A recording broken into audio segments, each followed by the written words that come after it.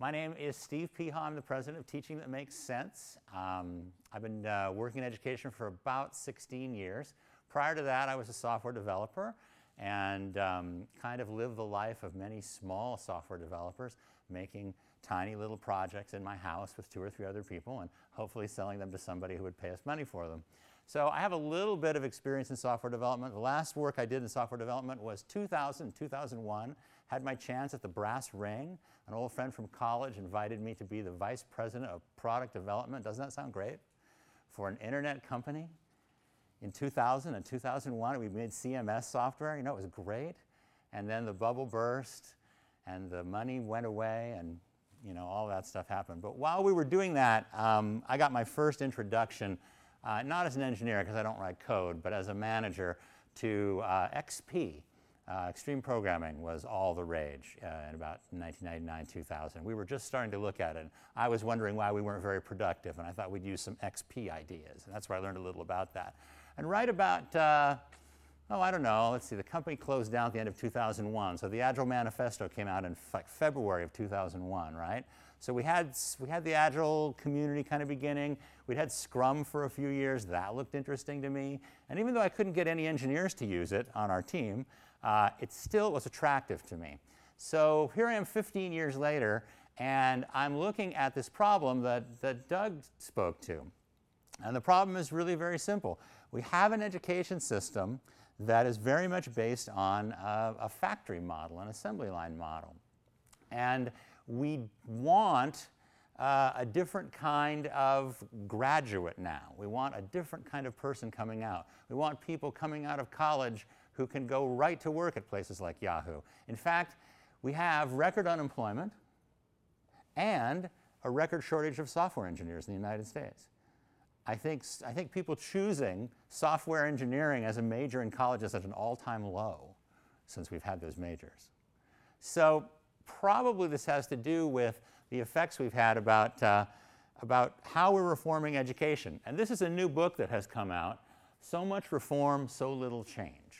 We've been working to reform education officially since at least 1983, when we published a big report for Congress about how bad our education system was. It was called A Nation at Risk. And sure enough, we're still at risk. And we have thrown money at it. We've spent 40% more money adjusted for inflation in the last 30 years, added that to education. We have the lowest class sizes in history, about half the size of class sizes when they were in the 50s. We have more technology than ever in schools. We have, think about this. Do any of you have kids? Okay, good. Oh, lots of kids. Any of you were kids? Okay, everybody was a kid, right? Okay, so you went to school, right? God, I'm going to date myself. I'm 48 years old, okay? So I graduated in 1981. I graduated high school. So I went to high school from 1977, birth of the Apple II, to 1981. Did I have an Apple II? No. So how many times a day did I get to touch a piece of computer technology? Roughly 0. How many times did today's high school kids have to touch a piece of computer technology? Like the cell phone is probably in their hands the whole time, right? So even though we've had this amazing amount of technology, that hasn't really helped our education system very much either. And no one knows why. It's absolutely fascinating. There's a big article in the New York Times recently. A school district in Arizona spent like $50 million on a technology bond levy to bring in new technology to their schools. 3 years later, no improvement. Guess what they're doing about it? Running another $50 million technology bond levy. They just believe so much that technology will make a difference. But as yet, technology really hasn't made a difference. Nobody really knows why. Maybe we'll figure it out today. So we've been working very hard. School seems poised for dramatic improvement. All the conditions are right. We have political support. We have financial support. Everybody's interested in education today. But improvement has been slow and slight relative to our expectations and societal needs. We're not getting the product that we want. So let's all take a test. Kids get to take a lot of bubble tests today. And if you have kids who are at about 3rd grade and up, they've taken a lot of tests. And one of the big questions that we've been asking is, how do we fix these schools? How do we turn around these unsuccessful schools? So let's take a test right now. What is the percentage of successful school turnarounds? And let me define a turnaround here. A turnaround in this case is defined as a school in the lowest decile. So that's a school in the lowest 10%, right? Reaching average state performance in 5 years. This is not a school becoming a great school. It's a low school becoming an average school in 5 years. So what do you think? A, B, C, or D? Take a guess. D. 10%. 1 out of 10 school turnarounds. Anybody want to go higher than that? This feels like Price is Right. Anybody want to go 11? We'll auction. Do I hear 25? Do I hear 50? Okay, well, it turns out, if Doug will flip the next slide for us, that it's less than 2%. Yeah, wow. Now, we did think about 10 years ago that it was about a third. And then about 5 years ago, we thought it was about 10%. But this is the most recent study I know of. A study of over 2,000 schools. And the conclusion was that bona fide turnarounds were rare. Just 1.4% of district schools, that'd be normal, traditional public schools, and less than 1% of charter schools earned the accolade of a turnaround school. And I love the title of the study, Are Bad Schools Immortal? It turns out it's very hard to close a school even when it isn't working very well. The community is upset. Parents like the school, even though it may not be serving their children very well. It's very hard to close a school. So turning around schools and improving schools is really, really important. Yet, we only improve about 1 out of 50. And an interesting thing, the charter schools, you have charter schools in California, right? I think we have a very robust charter sector here. Charter schools were designed to have more flexibility than public schools. So the assumption in this study was that charter schools would show a much higher percentage of turning themselves around because they have more flexibility to do so. But in fact, it was slightly lower. Our Secretary of Education is Arne Duncan, and I know that just like me, you have a big poster of him in your cubicle because he's going to save us. He boldly proposed when he took office in this last administration that he was going to focus on our nation's 5,000 lowest schools, 5,000 worst schools, because, as often happens, one small group, 5,000 schools, we have about 105,000 schools in the United States. So this is about 4% of the schools. These 5,000 schools account for about 50% of our high school dropouts, for example. And a lot of the lack of success we have in education is concentrated in a very small number of schools relative to the whole. So if we can only rehabilitate 1 out of 50 schools, and we want to rehabilitate 5,000 of them, how many years will it take, assuming that a turnaround takes 5 years? I can't do that math, but you guys can. Well, it's a lot, right? If it takes 2%, it's got to take like 50 shots, basically. And we have a federal program that does this. It's called the SIG program, or the School Improvement Grants. And schools get maybe $2–3 million a year for 2 or 3 or 4 years to improve. So you could say spending $10 million on a turnaround, and we want to do 5,000 of them, and we only get 1 in 50 of them right. So you can see that it'll never happen the way it's working now. It'll never happen in a million years. Well, probably not a million years, more like 500 years. Whatever we're doing, even in the schools that should be the easiest to improve, these are the lowest schools. These are the ones when I go to do my work, I love to go to work in these schools. Because when I come out of the schools, they pick up points, and I'm the one who looks good along with the school. These are the easiest schools in a way to improve because they have so far to go. But for whatever reason, it's not happening. And the question is, why? Why isn't anything we're doing working? We're doing testing and accountability. We have curriculum standards now so that everybody's supposedly on the same page, and 3rd grade knows what 2nd grade is doing, and 5th grade knows what 4th grade is doing. We have charter schools. Why aren't charter schools changing everything? They should. We have merit pay There have been studies, many studies now, big merit pay systems for teachers so that we can pay really good teachers lots of money and probably not take money away from other teachers, but essentially give big bonuses to really good teachers. And everybody thought that was going to really work, but it turns out not to be very successful. In fact, in the most recent study by an economist named Roland Fryer, he just won a MacArthur Award, so obviously a very smart guy, economist from Harvard. He did a study, a 3-year study on merit pay for teachers. Now, do we have anything like bonuses here? At Yahoo, we got bonuses, right? And the idea is pretty simple, right? Work a little harder, get a little bonus, right? And it does work, doesn't it? Yeah. It sort of does. I mean, you know, it generally works. It's a general free market principle. This guy, Roland Fryer, did this study in New York, and he found out that most of the teachers didn't get any better at all, regardless of what bonus they were working for or what bonus they received. And actually, a significant portion got worse. So something about the culture of education that is averse to free market incentives. It just doesn't work very well. What's another reason why schools might not be working as well as they should?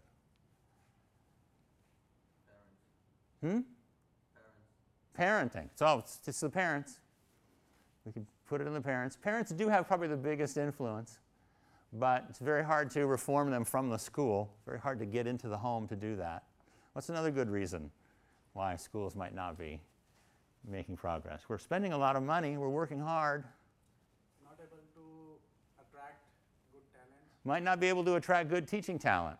Certainly that's going to, the two things you've mentioned are the two most effective or the two most important factors in educational success, the home life and the teacher. And for whatever reason, we have difficulties in many of our homes, probably related, usually related to poverty. And we have a lot of difficulties in attracting talent into education. Some people think it has to do with money. Other people think it has to do with working conditions. All right. So let's move along to our next one. Thank you. Here's what I think the issue is. I think that we can change a lot of things at home. We can change a lot of things about talent. We can change a lot of things about our system, and we still won't make the kind of progress we need to make for one really simple reason. We still, after 30 years of reform, we still don't have a single method or a proven collection of methods for running schools in ways that improve student achievement. So think about that. Think about what it would be like to make software with the 15 people in this room with no method whatsoever. How would it work? Everybody huddle around.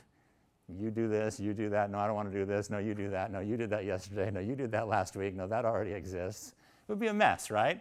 And software development kind of went through this period in a way, though not as chaotically, but through the 70s and early 80s. I was living in Boston at the time, and this was the height of the high-tech highway, Route 128, and big companies like Prime Computer and Wang and DEC.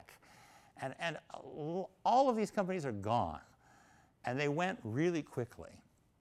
And the software industry itself was going through a big crisis. Lots of projects weren't coming in on time. Lots of problems, mostly having to do with waterfall methodologies, right? And out of that came this new set of lightweight methodologies that we know now. And Doug, have you met any of those original guys? Yeah, some of the original Agile and Scrum people. Yeah, they're pretty smart guys. They had to figure out some pretty hard things. They had to do things very differently. Well, no smarter, of course.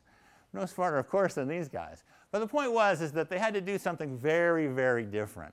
And I'm proposing that we start to do something very, very different in schools. Something that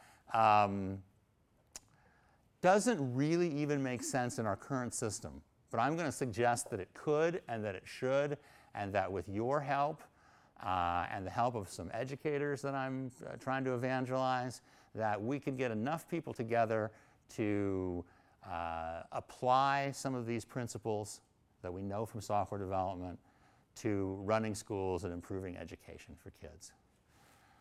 so that we can have a method. If you are running if you want to open up a McDonald's restaurant, right? You want to be a franchisee. What do you get from McDonald's when you start your restaurant? You get big manual, right? You get a big book of how to run a McDonald's. I mean, it covers everything about how to hire people, how to clean the bathrooms, how to make the French fries. It covers everything. You got a method right there. If you want to open a UPS store, you got a method. If you're a principal and you get a school, you know what you get? Set of keys. You get a big set of keys. And that's all.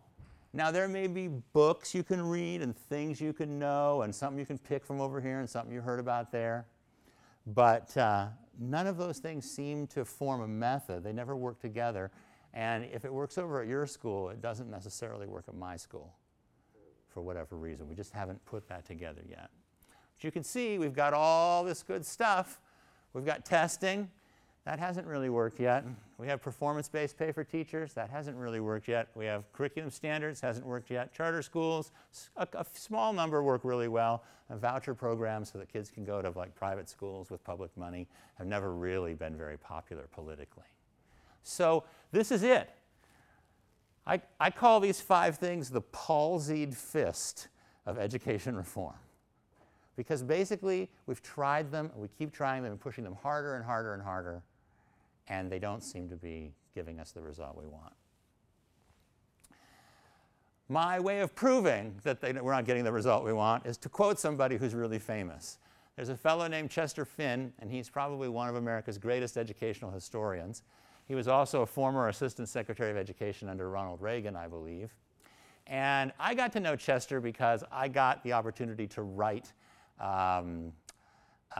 alongside him and another bunch of education experts on the National Journal Education Experts blog. And since we're all responding to the same policy issue each week, we get to talk to each other sort of on the back channel about things we've written and things we've said. So he said this in an article about a year ago. The education reform debate, as we have known it for a generation, is creaking to a halt. No new way of thinking has emerged to displace those that have preoccupied reformers for a quarter century. But the defining ideas of our current wave of reform and the conceptual framework built around them are clearly outliving their usefulness. So education reform as we've known it is coming to an end. Now, it's still going to play out. We've got another set of laws coming through Congress. It's probably going to play out through about 2020. But then I think people are going to start looking for something new. And I hope what they're going to find is that. I hope that we're going to start asking ourselves this question of why don't we have methods to run our schools? There are methods for teaching certain things. If any of you have sent your kids to a Montessori school, that's like a method, right? It's not a method that's really very scalable or extensible. It's also not a method that's applied very consistently. You can go to many Montessori schools and see very different things. We have things like, has anybody ever sent their kid to a Waldorf school? That fascinates me. Very unusual kind of teaching, but very, very few number of schools, not something we can push out into the world. And there's no research basis on having a large number of those schools. But the research on Agile is pretty good. Huge gains in productivity, right? Also, more humanistic work environment. Everybody's happier. Everybody gets more work done. And we get higher quality work as well. And that's a big set of 3 things that we need for school. So I'm defining Agile for the moment as a collection of methodologies underneath it: Scrum, XP, Kanban, Lean. I was just talking to this fellow about how useful Scrum could be in the classroom. I've used a lot of things in working with kids, and I think this is where the big advantage is in getting kids to know this stuff. If you want kids who can come out of high school and college knowing how to work with technology, produce software, work on software teams, it would be great if they walked out of their senior year of high school knowing how to work in a Scrum, how to use Scrum on a project. Even if they didn't use it on a software project, just knowing how to use it would make them better suited to working in the world. Who knows, they might not even have to go to college. It's getting so expensive.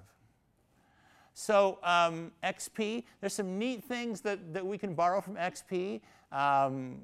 one of the things that I liked about XP so much in the beginning was the idea of paired programming. And one of the big problems that we have in education is the isolation of individual teachers. But paired teaching would solve a big issue there. We used to have something called team teaching, and nobody likes it anymore, and I don't know why. But I think it had something to do with the fact that there was no method around using it. In XP, we also have something called collective code ownership, right? And we have a problem in education. Well, the reason we have collective code ownership with XP is so, well, one of the reasons, so is when we hit bottlenecks, different people can work on different chunks of the code, right? So it can be more efficient. We have a similar problem in education, and this is where education is built up like a waterfall system. So all the kindergarten teachers are on this level, and they dump their kids over the waterfall to the first grade teachers. This is kind of a reverse waterfall, it goes up. And the first grade teachers dump them off to the second grade teachers. And what's really tragic about it is, and nobody means for it to be this way, but if I'm a kindergarten teacher, and I've worked very hard, and you four have been very successful, I'm very happy with you. You, I never figured out. I don't know how you did. You and I didn't get along very well, right? But you know what? That last day of school, I send you all up to first grade, and I never see you again. So it really doesn't matter. This kid may have problems that I should have told somebody about. Maybe this kid needs a certain kind of teacher so that he'll have a better year. But when everything's set up horizontally, there's no collective kid ownership. And so one of the things that would be very easy to do to combine something Scrum-like with this notion of collective ownership of our product here would be, instead of organizing a school as a waterfall system with horizontal organization, is to organize it vertically in cohorts. So we might take 2 kindergarten teachers and 2 first grade teachers and say 2 second grade teachers, and that makes a team of 6. And maybe we throw a 7th person on there who's like the Scrum Master or a lead person. And then they take 6 classes of kids, so about 120, 150 kids, and they work only with that group of kids all the way up until they send them off to 3rd grade. There's still a send-off. There's still a little bit of a waterfall dependency. We're never going to get away from that. But we've now taken kids, I now know this kid for 3 years in a row. And by the middle of the 2nd year, we finally found out what the secret is. And at the beginning of the 2nd year, we found out you're completely different than we thought you were. You guys are still doing well, except you're having a hard time now in 1st grade, okay? Because that's what it's like for kids. If you remember having a good year and then having a bad year, a lot of kids just have bad years when they go through family issues. A divorce can just knock out a kid's academic performance for an entire school year. Well, if that kid only has one teacher, and that one teacher just sends that kid along and never worries about him again, we don't have that collective ownership that we really should have. Kids go up through the system vertically. We should have a structure in education that parallels that mirrors that. With Kanban, I'm really excited about that because I've seen some really neat things about how people are using Kanban like in their house. There was a wonderful video that I saw on InfoQ about a guy who does it for chores, for his kids' chores.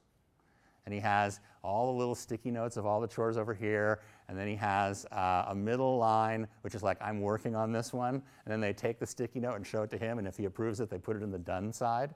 And they all do their chores that way, and they all know when their chores are done, because then all the sticky notes are on the far side. And a lot of people are doing interesting things with that, and it occurred to me that even before I knew much about Kanban, I had set one up inadvertently when I used to do classroom newspapers with kids. I love doing production work, sort of staged production work with kids. And even with kids as little as 1st grade or 2nd grade or 3rd grade, I think it's really great for them to be on big production teams. And so to organize these teams, I would put up a big, what I know now is a big Kanban. It would basically be a pocket chart, something that would lay out this way and have little pockets in it for each stage. So for a newspaper, we'd have story assignment would be a stage, and then we'd have researching, drafting, researching, then we'd have a revising stage, then there would be an editing stage, and then there would be a layout and design stage. And each stage requires different amounts of energy from me and from the kids. So I would put numbers above each stage to limit the amount of work in progress that could take place. Now in the story assignment stage, I can almost make that limit infinite because I can help a kid assign a story in like 1 minute. So I can have a large number of kids at that stage. Into writing, I can have a lot of kids writing their own stories there, but some will still need help. So I'll have to limit slightly the amount of work that I can take care of and help them with. When we get to revision, that limit goes down further. I can only work with 5 or 6 kids in a day on revising a story. And when we get down to editing, the limit is always 1 piece per editor that we have. We might only have 3 kids who are smart enough in a class of young kids to edit a story effectively. So I might limit the number of stories that can be in editing to that number, to 3. So a kid would get a post-it note or get a picture of the kid who has the story or go get the story, edit it up, send it on to layout, and clear one off the list.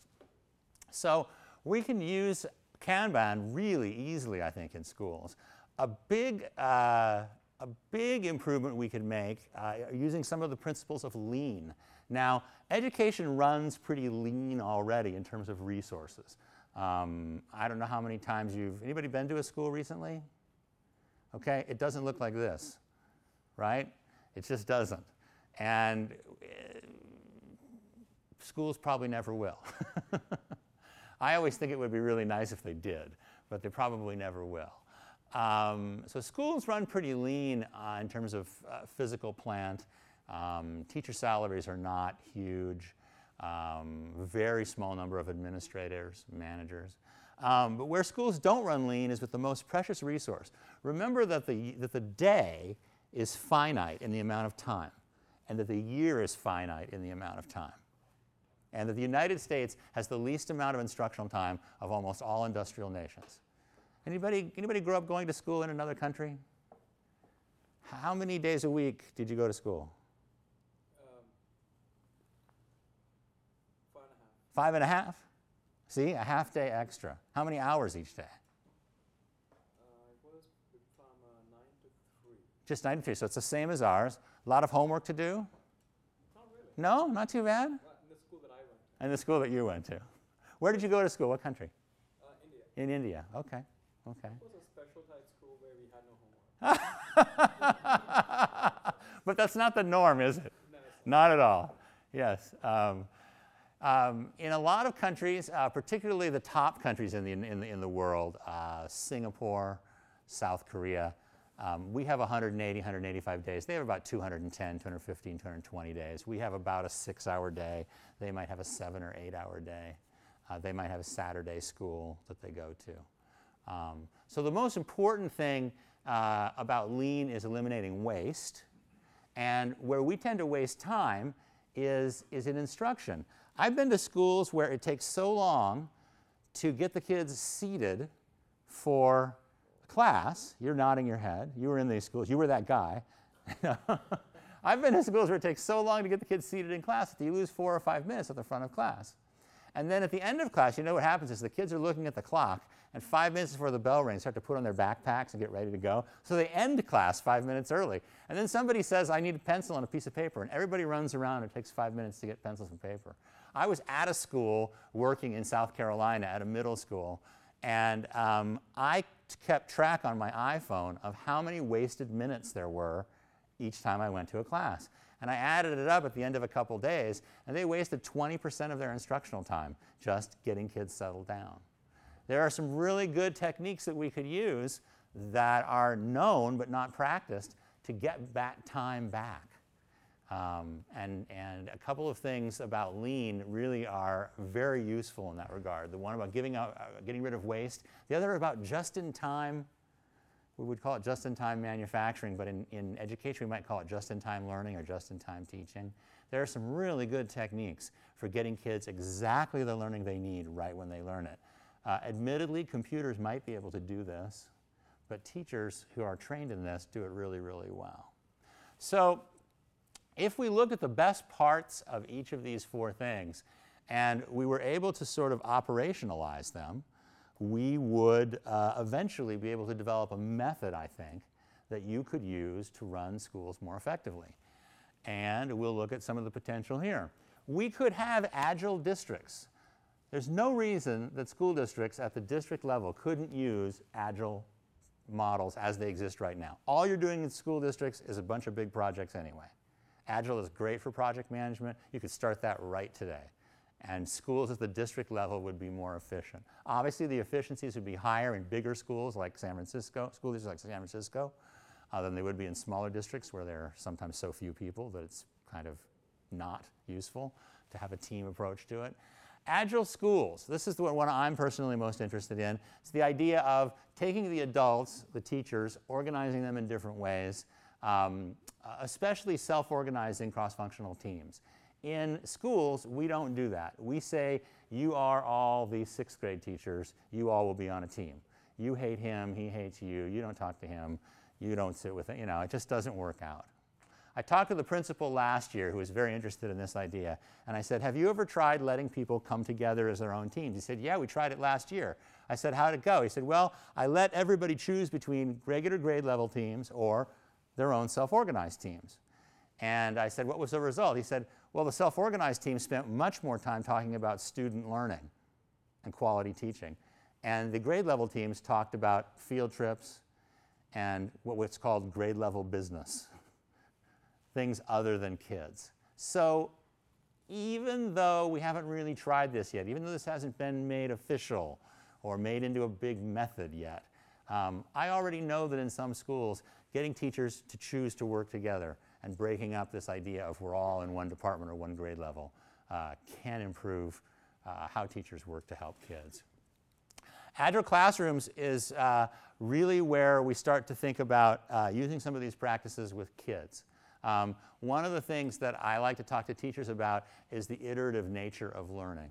And we all know why iteration is important. It's very hard for teachers sometimes to see that an iterative approach to what they're trying to teach kids is important. Part of the reason is because they're put on a little conveyor belt of things they're supposed to be able to teach kids. I was just in a school where they were given out by their district 160 lessons that they had to teach. There's only 180 days. So if they had to teach 160 lessons, they couldn't ever cycle back and pick up another iteration. But if we changed that, kids could learn a lot more naturally in the same way that we learn about the quality of a project, how to make better decisions with a project with each iteration. The big payoff is in the kids. It's what we talked about before. It's what Doug mentioned when he started. It's the idea that we might one day be able to graduate kids from high school who knew maybe not as much about engineering as you guys do, but who were ready with the basic skills and the attitudes and the interest to pursue careers in this area and to do it pretty easily. So there wouldn't be quite so much, it wouldn't be so hard to bring a junior person onto a team. And you'd have a lot more people to talk with. So let's hit the next one. So here's my thesis. The conventional wisdom is that technology products and technology contexts will revolutionize education. So the big thesis in the United States is that someone, one of you, will develop some great educational software or some great educational hardware product. Like, does everybody heard of Khan Academy? Heard of Khan Academy? Okay, it's like Bill Gates says Khan Academy will revolutionize education. It might. I doubt it. I think it's pretty cool. I think it solves an interesting problem, you know, access to clear explanations. But I really don't see it educating most of the kids I know. I like it. I've learned a lot from it. But I don't see it working so well for most of the things we do for kids between kindergarten and high school. But that's what we're hoping. Our society hopes that technology products will somehow come in and save the day where humans can't. Another one is technology contexts. And by that I mean online learning or blended learning. Has anybody taken an online course? Or a blended course, you know, where you have a professor for a little while and then you're online most of the time? A lot of people think this is going to save education, that we're just going to pump out teaching online to people everywhere, and that's going to make them really smart. And what's interesting about that is that intellectually that should work really well. Shouldn't that be perfect? Your kid can just learn all the time. And there's no teacher involved, and you don't really have to do much because it's all laid out right there. Except online learning hasn't really proven to work very well yet. Who's the largest, in terms of universities, who's the largest university in the United States? Larger by far, larger than the UC system. University of Phoenix, over 500,000 students. A significant amount of the teaching that they offer at University of Phoenix is done in an online format or in a blended format. All right, so they're the biggest people. They do the most sort of formalized post-secondary online and blended learning. What do you think their 6-year graduation rate is? I mean, average 6-year graduation rate is probably 50%, 55%. With all the technology they have, what do you think their average 6-year graduation rate is? 9%. It's an incredibly inefficient system. It's an incredibly profitable system, but it's an incredibly inefficient system. It may well be the least efficient large university system in the United States. So I don't think necessarily that technology products are going to solve this problem. I think technology products are going to make things better, but I don't think they're going to make them better enough. And I don't think technology contexts are going to help that many people, except possibly in rural areas where they simply don't have access to enough teachers. You can't take calculus, for example, because there is no calculus teacher within 100 miles. Then Khan will be really good. Okay? What I see, as I see it, technology processes like Agile processes and technology culture, which is the culture that arises out of using these processes. And I don't know how you feel about it, but I've worked in about 10 different industries, mostly, as I said, in technology and in education, but I've consulted in a number of industries. And I like tech culture the best. I like working at places like Yahoo. You all love working here? You're on film. Okay? I like it a lot because I meet guys like Doug Crockford. He's pretty cool. I meet guys like this. He's from Brazil, right? He comes up, talks to me, tells me about his wife's a teacher, teaches in Brazil. I just meet cool people all the time. Friendly. You're all friendly. He's smiling. You're smiling. Articulate, intelligent, right? Curious. Anybody here not curious? Don't say it. I don't know. There's just something about tech culture that I've always loved. The sort of, oh yeah, we'll get it done kind of spirit, right? Every one of us has been on a project with a completely unreasonable deadline, correct? What do? You just do it. Well, there aren't too many cultures in the work world where we've somehow developed that. And Yahoo's a great company. But this idea of tech culture permeates every tech company I've been in. Even when I was running a company with 2 full-time people and 3 part-time people, we still had a lot of the same spirit about it. And it was really a great way to live and a great way to be, and I learned a lot and all those good things. And I'm thinking, wow, those are all the things I want for kids. So I think technology processes like Agile and technology culture will create the first model of high-quality schooling, and Agile specifically will be the catalyst that revitalizes reform. Reform is going to die. We're all getting tired of it. Does anybody have a kid who's like in middle school? Anybody old enough? How old's your child? I have several. Several. Oldest one? Oldest is 18. Okay, finished high school. Last year. Your child, boy or girl? Boy, your son would be one of the first people who has lived through the entire history of testing and reform in our country. Started 13 years ago. That would have been about 1998. So that's when most of the testing started. Tested all the way up through. Oh, unless you went to private school.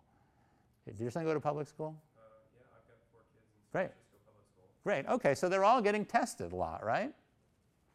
And they're getting prepped for testing a lot. And people in the United States in general, I'm not speaking for this gentleman purposely, but people are getting kind of tired of it because it doesn't seem to be working. And we have this big push for curriculum standards that's going to come out in the next couple of years, and I don't know. I don't think it's going to work any better than the last push we've had for curriculum standards. You know, we've done curriculum standards in the 80s, the 90s, the aughts, and we're trying them again in the teens. So this is on our fourth shot. It doesn't appear that bonus pay for teachers is attracting new people into the field or even inspiring teachers to work harder or do better. Vouchers, school voucher programs have never gotten big enough because they haven't been palatable politically. And charter schools, which we have a few really good examples. There are probably about 200 out of the 6,000 charter schools that are doing some really incredible work. But 200 schools out of 6,000 after 20 years of charter schooling makes it seem like it would be a very long time before that provided a solution. So I think we're going to need technology processes, technology culture. I think we need agile schools. And if you'll drop us there, this is what's next.